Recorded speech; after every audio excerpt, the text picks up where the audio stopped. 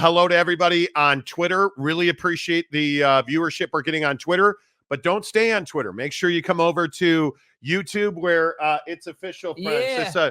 This is a plaque that says we're not ISO up that baby. We're not terrible anymore. Yeah, come here. There you go. Yeah, look at this thing. 100,000 subs. Let's go. Look at that. Let's go. Look at Jake's grimy fingerprints all over it. Let's go. 100,000 subscribers on YouTube. The plaque showed up at the door yesterday. Go, pretty goddamn awesome, if you ask us. We appreciate you. We need you to come over to YouTube. The link is, if you're watching on Twitter, the link is in my bio. Make sure that you hit the like button, hit subscribe, and join a great community. Don't be an idiot. Just come in, have a chat. Let's talk sports. Let's talk life. Usually we talk food on this show at some point. We'll talk about Aaron Hernandez's fiance later in the show today.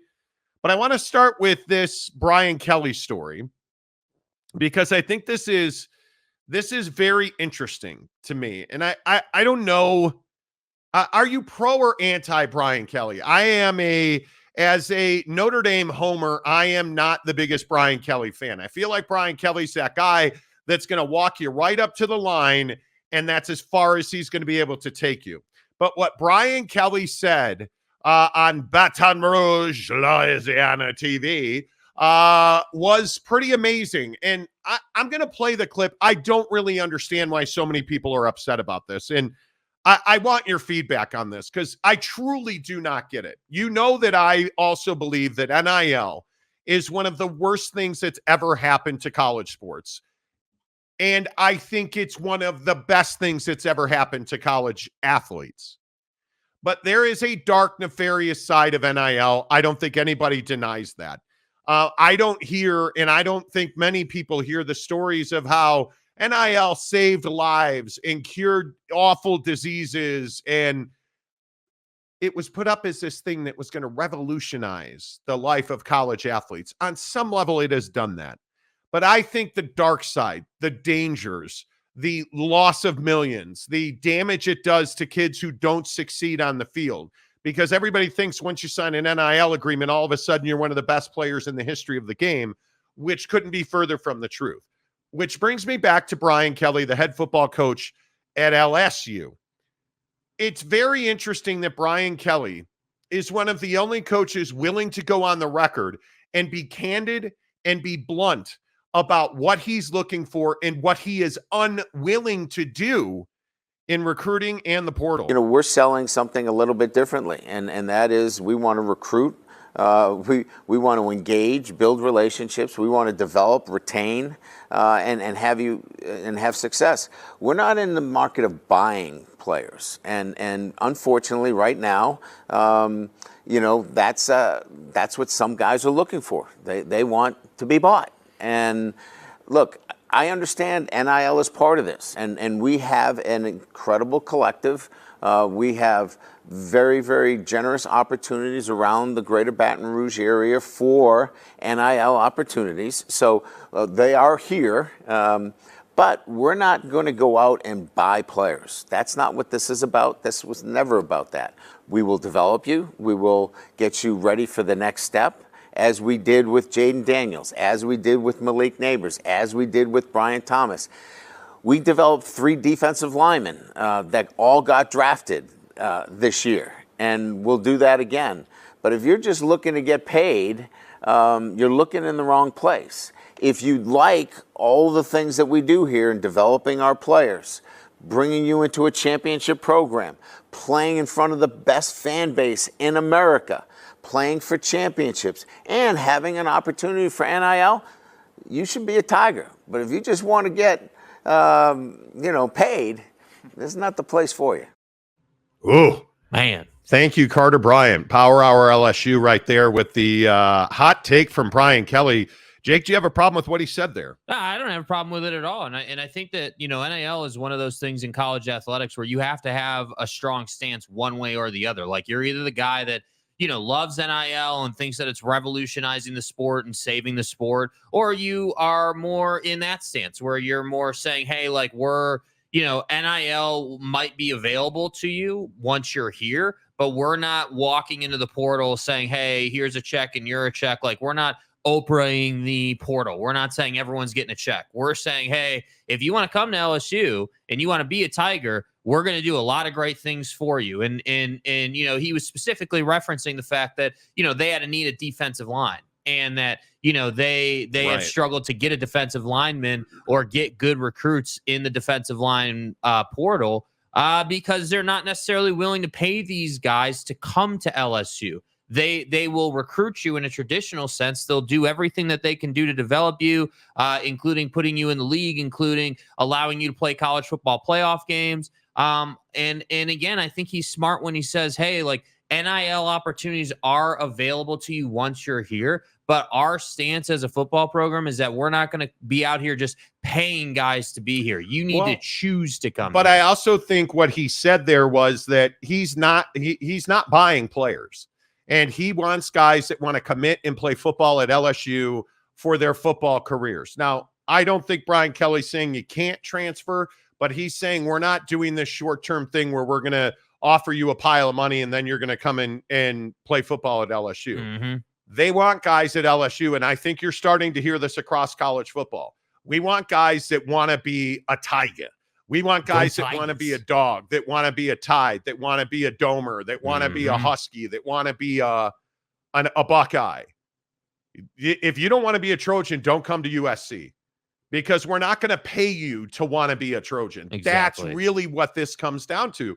And I think when you look at what Brian Kelly said, and I think one of the things that's really interesting here is there has been this movement where so many people are unwilling to speak truth about what NIL is. I think it is a disaster, and I think it has been very bad on the whole for a lot of power programs. I think it's why Nick Saban's not a head coach anymore. I think it's why Dabo, call me Jesus Christ Sweeney, in God's name, image, and is likeness, struggling with NIL. And I think it's one of those things where not all coaches have taken to and assimilated to a new culture.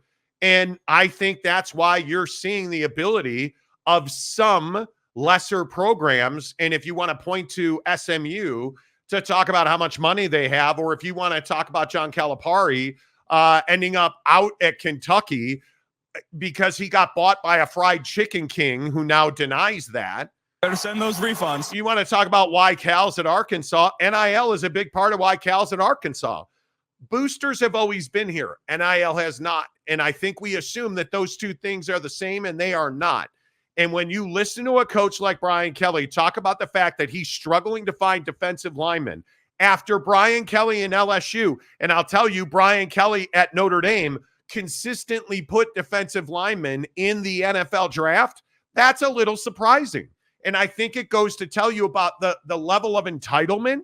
I think it goes to tell you about the belief that the college athletes now, high school athletes and their parents and their agents believe that they should get a bag of money and then prove that they can play football. And I for one believe that that's what is killing the college athlete. Yeah, I mean, I think the expectation of, hey, like, we're going to get paid before we provide services to you, whether that expectation is coming from the parents down through the kid or the kid themselves have that expectation, is what's making things difficult. And I think that, it's kind of what I always say, like, whether we're talking about Nick Saban in his prime as a head coach or, any of these head coaches now, like, these guys aren't stupid. Like, they're going to sit in a room at their desk with their staff, and they're going to say, okay, here's our problem. What can we do to fix the problem? Whether we're talking about 4-3 versus 3-4 as a defense, or we're talking about NIL. And that's what I think is going to sort of balance things out here, because as a head coach, if your stance is taking the high ground, which I do believe Brian Kelly's doing here, he's basically saying, hey, we're more concerned with, developing kids and turning kids into men and putting you in the draft and putting you in a strong position to have success after your time as a Tiger is past. He's taking the high ground. He's saying, hey, you shouldn't want to play college football for money per se. Money is probably going to be part of that equation, right? If you are in the starting 11 on offense or defense, money's going to be part of that equation. but you should not be coming to our program because you want to get paid. You should be coming to our program because we create Heisman Trophy winners, because we put dudes in the NFL, because we play college football playoff games pretty regularly, to which I say, this has been my point the whole time. If you're not recruiting off your ability to play games that have national TV coverage, especially if you're a recruit that's already being tracked and is on the pipeline to the draft, I don't know what you're doing as a recruiter. And Brian Kelly clearly understands this, which is why he's comfortable saying, hey, we're not just going to pay dudes to come to LSU. LSU is a crown jewel of college football. You should want to come and play for us, and then we'll make you some money. And I think that is well said by Brian Kelly. It's just not living in reality. I mean, the reality is when we're talking about revenue sharing and we're talking about, God tiers and contraction, the sport is shrinking. Its opportunity to win a championship is shrinking. It's excluding. It's not including. Money is going to become the center of the college football universe. And I think Brian Kelly, and I'll play the bite again here in a moment, but I think Brian Kelly, is it almost weird to say a head football coach at LSU spoke truth to the power of college football? Because I feel like money in NIL is the power of college football right now. When we're talking about the spread of talent, those who are willing to pay and those who are willing to not pay, there is a big difference in the quality of their rosters. Yes, there is. And I think that's where the power centers in college football lie. The power centers do not lie with administrators and, the conferences. I think the NIL agent is just as powerful as anything that Brian Kelly can do. And I think that's exactly what he's saying. We're selling something a little bit differently. And that is, we want to recruit. We want to engage, build relationships. We want to develop, retain, and have success. We're not in the market of buying players. And unfortunately right now, that's what some guys are looking for. They want to be bought. And look, I understand NIL is part of this, and we have an incredible collective. We have very, very generous opportunities around the greater Baton Rouge area for NIL opportunities. So they are here, but we're not going to go out and buy players. That's not what this is about. This was never about that. We will develop you. We will get you ready for the next step, as we did with Jaden Daniels, as we did with Malik Neighbors, as we did with Brian Thomas. We developed 3 defensive linemen that all got drafted this year, and we'll do that again. But if you're just looking to get paid, you're looking in the wrong place. If you like all the things that we do here in developing our players, bringing you into a championship program, playing in front of the best fan base in America, playing for championships, and having an opportunity for NIL, you should be a Tiger. But if you just want to get, paid, this is not the place for you. Pretty amazing. I just think the things I noticed about Brian Kelly in this clip, number one, how comfortable he is saying this. There's no hesitation. There's no waffling. This is clearly a conversation at LSU that's been had between obviously Brian Kelly, but a lot of leadership at the school itself. And I think that's kind of the really interesting thing. Like when you start to look at it in the big picture, like if your head football coach is doing interviews like this and saying these type of things, that's obviously been talked about and is clearly a strategy for them. And I think it's really interesting that LSU is this football program that sometimes is not competitive, but most of the time is competitive and is in the playoff picture. And yeah, sure, are they Bama and Georgia good? No, but very few are. But LSU finds itself in a place where they're comfortable saying, hey, yeah, we're willing to not get people and maybe not win national championships every year or like every other year. If we can go and get the kid that we can develop and continue to extend the tradition we've created. And that's what I feel like the effect NIL has had. Like NIL came in and forced schools to make a decision. You were either going right with it or you were going left. And either way, it's just changed how people perceive kids now. And I think the point about the parents is spot on. Like, some of these kids don't have a choice. Like, some of these kids have to be in the portal, like, only looking for money, even if they don't want to be, because their parents are leaning on them so much. And that's what I think the struggle of NIL is you got to evaluate the person you're talking to and how they view the money. Because if a kid said to Brian Kelly, hey, I want to come and play for you, I've always wanted to be a Tiger, but always wanted to play defense at LSU or whatever, but my parents are really leaning on me to get money. So what, how can we find the middle? Like, you can't tell me that conversation doesn't happen all the time. I think it does. I think it does. And I don't know. I think Brian Kelly is incredibly brave, but the brave usually don't win. And again, I will simply say that he puts dudes in the NFL, but he doesn't generally win championships. And I wonder the impact that this will have in the long term. I pats on the backs. Hey, great job, man. That's awesome. And I think you're right. Scott Woodward, the athletic director at LSU, had to be on board before Brian Kelly said this. 100%. I would have to think this does not necessarily bode well in the recruiting efforts. And I think LSU football is a perennial powerhouse. Long before OG Gary started gravy training on them, they were a powerhouse. So, I'm curious how this will play in recruiting circles. That's what I am curious about. All right, less of us, more of you. As always, you're presented by Prize Picks, prizepicks.com.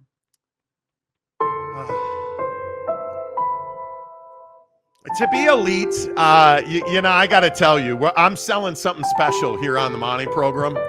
I believe we're selling something a little different, but that works too. We're selling something a little different. It's called winning money.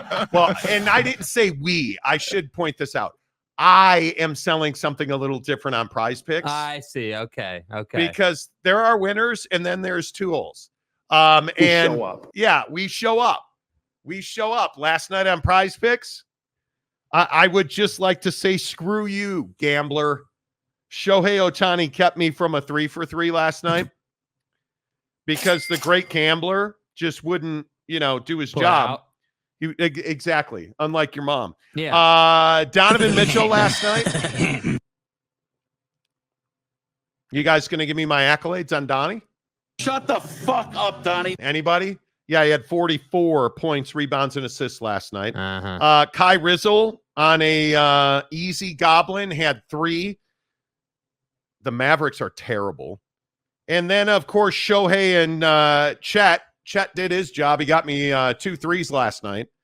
The gambler got me not a goddamn single base. I had Chet and the gambler for 3.5 total bases and 3 points made. I don't regret those decisions. Wild that you still lost won me on that. $56. So life is good. I gotta say, that's a bad beat. That is a really bad beat, especially considering Chet got you 2 threes. But listen, I'm not used to losing. I'm a winner. You're used to, just handing your money over to Prize Picks. And it sucks. Because that's what you do. Because I don't want them to see me down. Right? I mean. I just try to stand strong. How'd you do last night? Not good. 1 of 3. Didn't win. Donnie came through, but yeah, not good. Luka let me down 100%. Wait, okay, SGA no, let me down. No. I look, I'm just little Monty over here. Mm-hmm. What did I tell you about relying on Luka Doncic? I don't know. What'd you tell me? Not to do it. I told you not to rely on Luka. I get that. Don't rely on Luka. I get it. Yeah. Mike Smith says the not humble brag. Nice. Not humble at all. Yeah. Pimp's going pimp, man. And we have 100,000 subscribers. And I finally got my Travis Scott shoes yesterday. Those, I must say, lived up to it. Yeah, that's what we do, man. I mean, I'm Monty, and this is the Monty program, and, it is what it is. With all due respect. Use the promo code Monty, M-O-N-T-Y, Monty, to get 100% deposit matching. Anybody see my guy Shesterkin last night in the Rangers? Monty, who's Shesterkin? Who's that? Who you jerking? Yeah. Who's that guy? How about the New York Hockey Rangers? Before we get to your comments on NIL. Yeah. Did anybody see what ESPN did at the end of regulation last night to the Rangers? The Rangers are going to overtime against Carolina. 50 seconds to go. The Rangers are going to get one last rush up the ice. They get to the red line, and it's time to cut away to Dallas and Colorado for like 15 seconds. And then they went back to the Ranger game. Who got fired over that? Somebody hit the wrong button. Somebody hit the wrong button. So, yeah, there you go. Rangers win in double overtime last night. Classic. I'm telling you now, if you are not watching the NHL playoffs, you're missing out. Yeah. You're missing out. And they're awesome on Prize Picks. PrizePicks.com, or download the app right to your phone. Use the promo code Monty. Hey, Monty. M-O-N-T-Y, Monty, to get 100% deposit matching.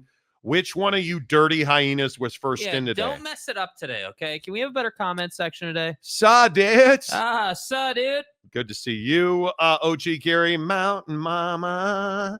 It's hump day, but I'm too tired for humping.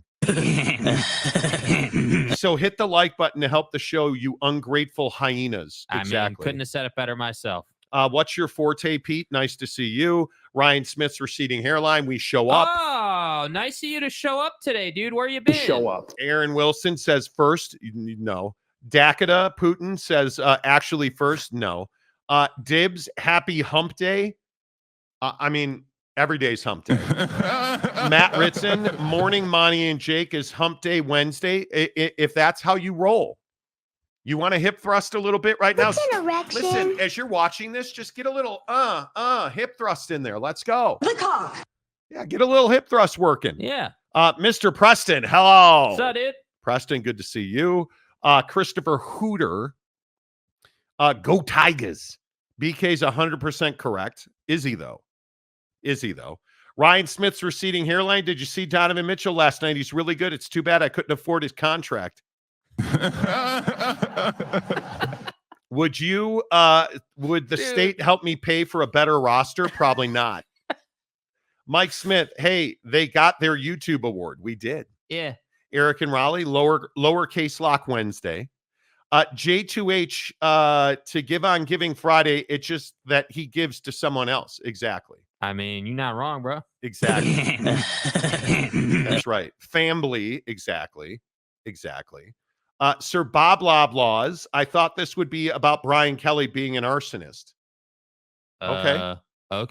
Okay. The Buffalo Hunter. Hey, Monty. Hey, Buffalo.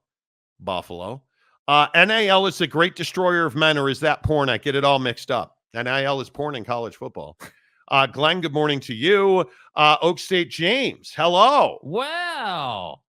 We have a good fast food story for you coming up. Buc-ee's is overrated. I agree with Brian Kelly 100%. He's spot on. Is NIL good or bad? Let's just flop it on the table. Is NIL good or bad for college sports? I have more morphed into the opinion of it's a necessary evil. Mm-hmm. Because we're not making kids employees. Revenue sharing, I'm much more a fan of something in that line than NIL. Right. But I think you have to allow kids to make money on their name, image, and likeness. I think it's a necessary and proper evil. Yeah. Well, the problem with that portion is kids are no longer just making money on name, image, and likeness per se. Correct. Right. So now we've graduated from, hey, little Jimmy, come to LSU and the local car dealership is going to pay you $10,000 a month. Correct. Like, we're not doing just that anymore. Now it's like free agency. And that's what I think.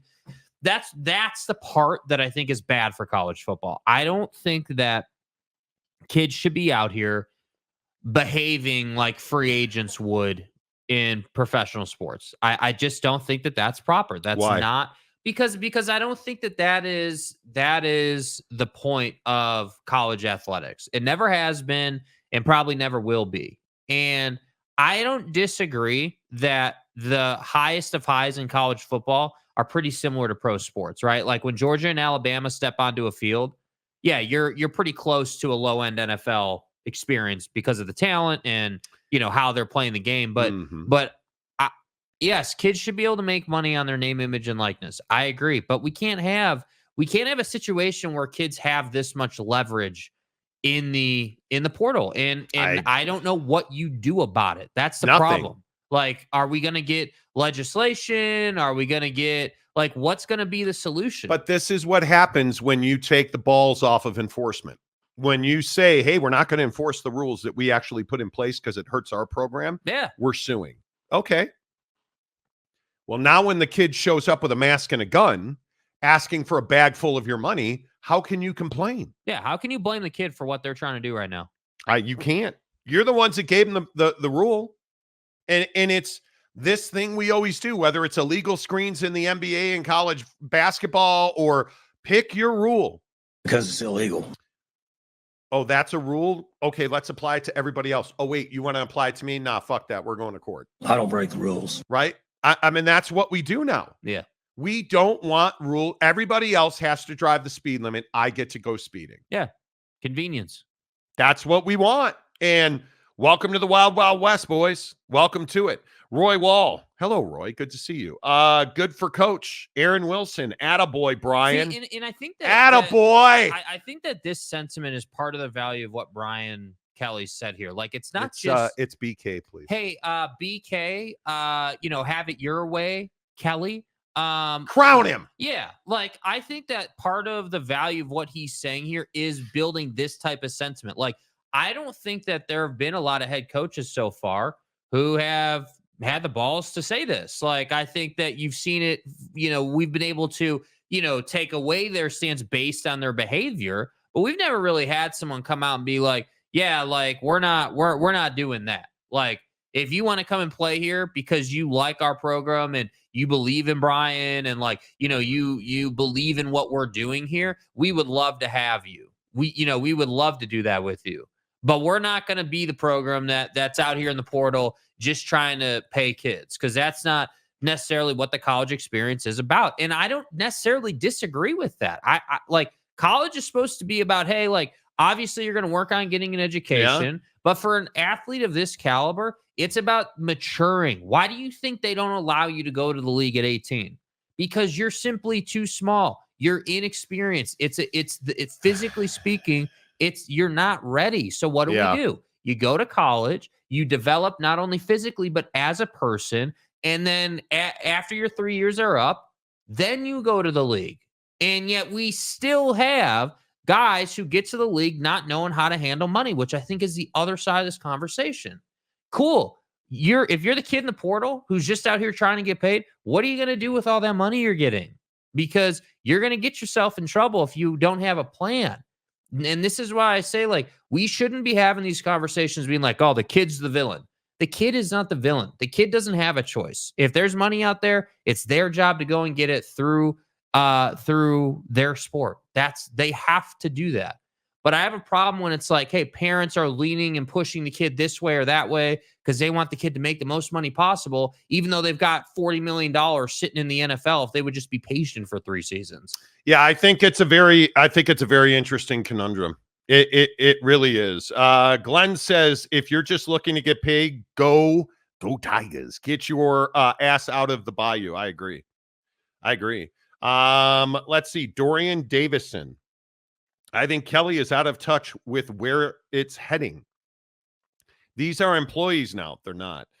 They need a contract or managed agreement between them and the school. They're not employees. Yeah. I agree that if you are going to pay a kid, and schools are paying kids, whether you want to call it that or not. It's what it is. Indirectly or directly, schools are paying kids. Yeah. You look at where we're going revenue sharing wise. These freedoms are coming to an end. You just need to understand the unintended consequences I always talk about on this show. When you have agreements like these and you get the win, you're always going to give something up, and you're going to give up your freedom because you're going to sign an agreement that says you're going to play at LSU for 3 years. But I think that level of commitment is what it needs to be, because we have this dynamic, and this is not unique just to football. Like, this is across athletics with like even in non-revenue generating sports where kids can transfer an unlimited number of times. Even if you just look at it from that standpoint, kids don't have to be committed to anything right now. And that, to me, is where we get in trouble. Because if you said to a school, hey, You have to pay a kid to come and play for you, but they're committed to you for 3 seasons, whether they like it or not. Okay, now we're having a different conversation. Now you're going to see boosters pony up money and say, hey, Brian Kelly, go, as Danny Ainge put it, big game hunting. Go get the talent because we know they have to be here. That's a completely different conversation. So It is. You do have to have some type of agreement. But again, what is the mechanism to getting that type of structure put in place? Unfortunately, I think it's legislature. I don't know how else you do it. Dax Johnson, they don't put new episodes on Spotify anymore. No, Dax, we do not. Welcome to YouTube. We are YouTube and Twitter, pretty much YouTube and Twitter, a little bit of Facebook alone. 100% video. We made that change 4 months ago, roughly. It was Spotify made a lot of changes that does not make it beneficial for the content creator. Yeah. So unfortunately it was we were doing quite well on Spotify. I mean, we had a really not a massive following, but they made it very difficult to prosper on Spotify. Mm-hmm. I understand it. Spotify is struggling financially, totally get it, but it is not advantageous for us. We make our bread on YouTube, period. And so that's what everything feeds into. So I appreciate, Dax, that you listened on Spotify and Apple, and thank you for doing that. And I hope you'll join us here. OG Gary, 100% agree with BK. I'm all for paying players, but at some point it needs to be about football and making it into the league, and it should be a supplement, not the main thing. And I think at some point it will become that. Yeah. I think it will become that, truthfully. Glenn says Jake is spitting fire this morning. Trying. Nice job. Giggity. I've never been to either place, Aaron. Okay, what did Aaron say? Giggity, Rosas or Taco Villa? No idea. Never heard of him. No idea. The Nye guy, let's not shed too many tears for the rich universities. There has to be a middle ground. Totally agree. What do we mean shed? Oh, like feel bad for him? Yeah, like Brian Kelly. Oh, I can't get a defensive lineman because they want a bag. Well, but I don't think that's what he's saying. To a certain extent, Brian Kelly was venting frustration. Mm-hmm. And is some of this excuse making? Yes, Brian Kelly has not recruited the defensive line well this offseason. But there's a lot of truth in what he said. But there's always a reason. You don't come out and make a ballsy statement like this for no effect. I mean, I wonder if they chose to do this with the hope that it would attract people, like that kids would see this and be like, hey, wow, that's, Brian's really, really confident in what he's saying. Maybe I do want to go play for him. You better understand if you're a high school senior right now, your next 2 years are where you're going to make money. Because I think once these next 2 years go by and the new contracts kick in and we're in a God tier, I think your rights and your freedoms to move are going to be all but gone. Yeah. Because you are going to sign a contract. Yeah, it has to happen for the sport. Like there has to be some controllables. This idea of, kid, like, hey, we're going to pay you, but you can still leave. That's not how the world works, man. I mean, you got to have some type of commitment to the team you're playing for. To which I say, why are we blaming, like you look at NBA free agency, everyone always, craps on KD for trying to get to a better situation, right? Or anybody else. Like that's the business. That's what they're paid to do. So to me, I just think, in college athletics, like you just have to have commitment on some level. That's all it is. Yep. Boyd Lake, the SEO king of America. Contracts, buyouts, collective bargaining. Is that where we're headed? Absolutely it is. I mean, it'll be interesting to see on the collective bargaining end. Like if that were to happen, I'd be really curious to see how all that would work, because obviously, when you're collectively bargaining, you need a union on the player side. And there's a players association that's in place. Yeah. I don't know. That collective bargaining at the college level. I don't know that there tough. will ever be collective bargaining per se, but there is a players association. There will be a unified body. Yeah. I think the bigger question is, like, we just went through a phase, and as somebody that has worked in radio for decades, the term non-compete. Yeah. is dirty, and now it's gone. Non-competes are illegal. But does that mean that you can say to a kid, okay, we'll sign you to a 3-year contract to play football at LSU, any university? You can't transfer, and you're guaranteed X amount of dollars in that 3 years. But what limitations does that put on the university? Can they pull your scholarship? Can they cut you from the team? Is the money guaranteed? Are we going to fully guaranteed contracts? Are we able to say, hey, you're a lower end prospect, we're going to give you an incentive laden agreement that requires you to play a certain amount of snaps? Do you have to have a certain grade point average? Another great question. Is being academically ineligible a thing anymore? If you graduate, we'll give you a $50,000 bonus. I mean, I would think that it's always going to be a thing because to play on the team, you have to be enrolled, obviously. Well, enrolled. Yeah. But can you have a 1.2 grade point average? I don't know. I would think that these collectives and these universities are going to incentivize kids to do good in school. I mean, I see now that's a real fine line too, because academia obviously isn't going to want to be taking a hit on their ratings, right? I mean, obviously, universities take huge pride in like, hey, we're a prestigious educational institution. But for a 20-year-old kid, let's arbitrary, totally made up number, 50 G's. Hey, you graduate in 2 years, we'll give you a $50,000 bonus. Yeah. Yeah. That's motivation. That does happen for a lot of kids too. A lot of kids will graduate early so that last year that they get at the college level, they can just focus on football. That's motivation. Yeah.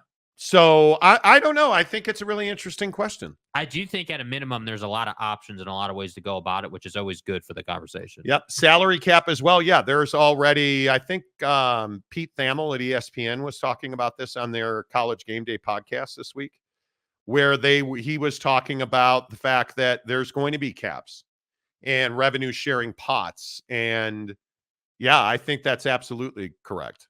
No doubt. UW fan Jim Romadunze. Will the commitment be both ways? 3 years, no cut transfers. I don't know. Yeah, that's what I was just talking about. Well, like, can you cut a kid or you can't trap the kid, right? So I think it has to work both ways where it's like, hey, you're obviously going to sign an agreement that says you are not going to be able to enter the transfer portal and go somewhere else. And as a trade-off, right? Because to have a contract, you got to have a trade of goods. So right. as a trade-off of your commitment to not getting in the portal and being here for 3 years, we are going to give you this list of guarantees. And that list could be, and again, I'm telling you, the list of guarantees will be totally dependent on who you are as a player. If you're, a top 5 cornerback in all of college football and you're somebody who's a difference maker on the field week in and week out, you're going to have a guarantee of money on some level. You're going to have a guarantee of this, like endorsements. Like there's going to be a whole laundry list of things that you get. It gets murky though when you're a 3-star recruit that's got to, work his ass off to get into the starting lineup. And maybe you're only getting 10 reps a game initially. But that's why the academic side of it, and this is how I've talked to people about this. This is how the academic side of it matters. Yeah. Hey, you're a special teams player. You're a kicker. You're a punter. You're a long snapper. Yeah. Hey, long snappers don't make big NIL money. But hey, man, you graduate, we'll give you a $50,000 bump. Hey, if you are all academic, if you're first team all academic in the conference, if you're an academic All-American, give you another $50,000 bump. Yeah, because I don't know enough about like how much that benefits obviously it benefits the university, right? But I don't know to what end that scholarship money, academia. So if that's how it would work, I like that a lot. I think that's brilliant. I think if you can say to a kid like, hey, we're going to incentivize you to do well in the classroom, and then, we'll see how it works out on the football field. I love that. I think that benefits everybody. But this is why I'm saying there has to be this agreement in place between the program and the kid to smooth things out. I don't think it's easy at all. And I think if you are especially if you're at a Notre Dame, a Stanford, It's not easy to go to Cal Berkeley and be an athlete. It's not easy to, frankly, I think it doesn't matter what major university you're at. It's not easy. Yeah. It is not easy to graduate school at BYU or Utah or anywhere. But when you have a higher standard at Notre Dame, for instance, Stanford, Duke, Carolina, it's not easy to even get in. And then once you're in, it's not easy to graduate for just the average kid. So, and I always talk about the swimmers at Stanford because do you know how intensive their swim program is? yeah.